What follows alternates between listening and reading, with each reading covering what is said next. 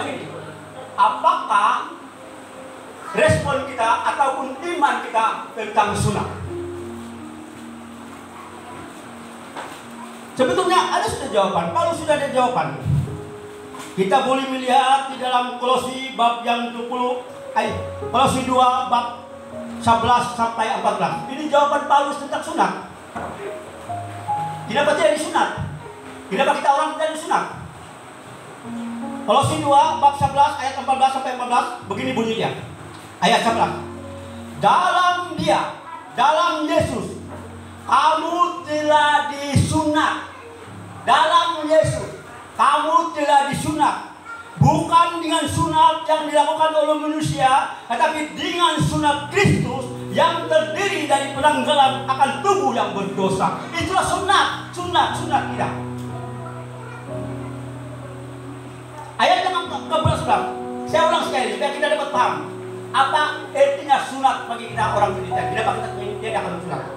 Ayat yang ke-11, dalam Kristus kamu tidak disunat, bukan dengan sunat yang dilakukan oleh manusia, tetapi dengan sunat Kristus yang terdiri dari penanggalan akan tubuh yang berdosa. Maksudnya, untuk apa mau buang untuk kulit kepala? Kalau hati kita, kehidupan kita, perbuatan kita, tindakan kita, percakapan kita, pemikiran kita masih bergumul dengan dosa, bukannya kada potong kepala itu yang kada bawa kita masuk ke surga. Dosa yang ada di dalam kehidupan kita itu yang menghalang kita masuk dalam dosa, dalam kerajaan surga. Sebab upah dosa adalah maut.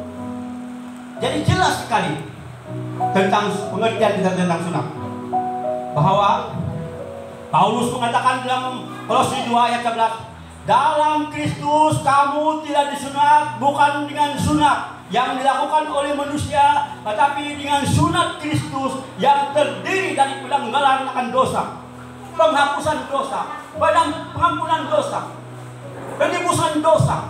Itulah sunat bagi kita orang Kristen.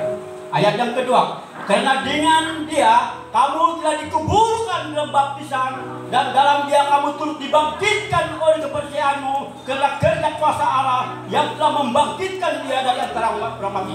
Ayat yang ke-13,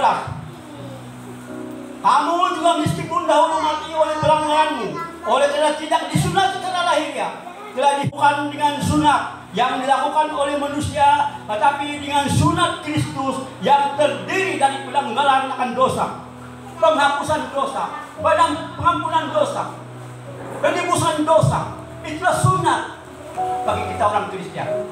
Ayat yang kedua, karena dengan Dia kamu telah dikuburkan dalam baptisan, dan dalam Dia kamu turut dibangkitkan oleh kepercayaanmu karena kerja kuasa Allah yang telah membangkitkan Dia dari antara orang mati. Ayat yang ke-13, kamu juga meskipun dahulu mati oleh pelanggaranmu, oleh karena tidak disunat secara lahiriah, telah dihidupkan Allah bersama-sama dengan Dia sesudah diampuni segala pelanggaran kita, dengan menghapuskan surat hutang yang oleh ketentuan-ketentuan hukum yang mendakwa, mengancam kita, dan itu ditiadakan dengan melakukannya di kayu salib. Jadi hukum sunat, hukum Taurat, Yesus sudah selesaikan di atas kayu salib. Tak perlu. Ada orang mengatakan tidak perlulah. Apa perlunya kita dipotong kepala itu kalau masaknya masih busuk, perbuatan masih busuk, perbuatan masih berdosa. Kalau sangat dipotong itu bukan membuat kita masuk surga. Dosa yang melekat dalam hati kita, dalam kehidupan kita, pemikiran kita, itu yang menghalang kita masuk dalam surga. Maka kata Paulus, dengan menghapuskan surat hutang oleh ketentuan-ketentuan hukum, mendakwa dan mengancam kita, dan itu ditiadakannya,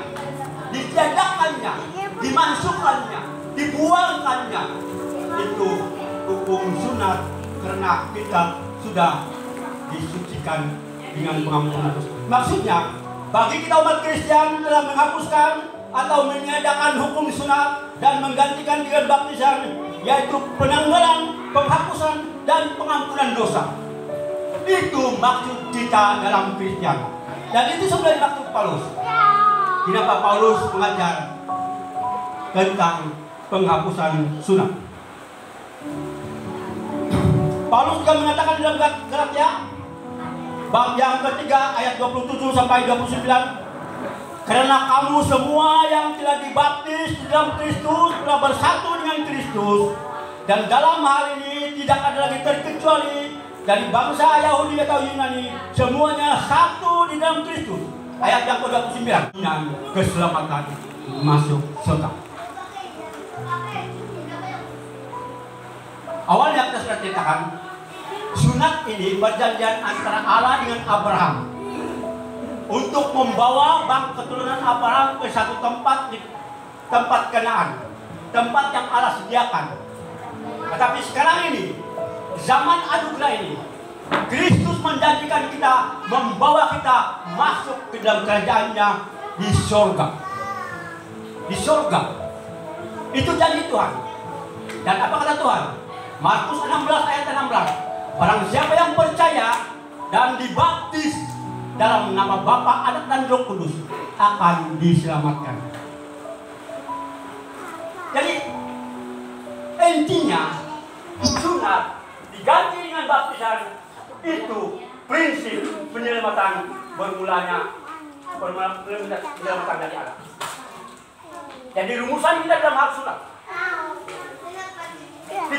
Kita menyatakan, Paulus mengajar menyatakan, Paulus mengintikan hukum sunat itu bukan karena penyelamatan.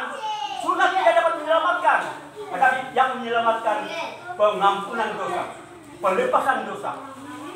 Itu yang mampu menyelamatkan kita masuk dalam kerajaan Allah. Itu yang pertama.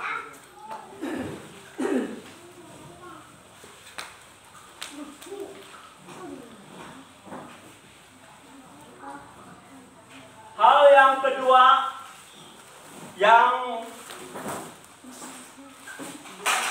menjadi tuduhan kepada Rasul Paulus oleh para pengatua di jemaat di Yerusalem tentang soal makanan, soal minuman.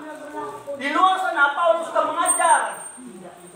Kau mengajar ini boleh makan, ini tidak halal, ini tidak halal, haram. You salah. Itu menurut mereka. Tuduhan mereka. Paulus jangan bilang bengong saja. Susah juga orang ini. Betulkah Paulus yang menghalalkan segala makanan minuman itu? Apakah respon kita tentang hal makanan minuman?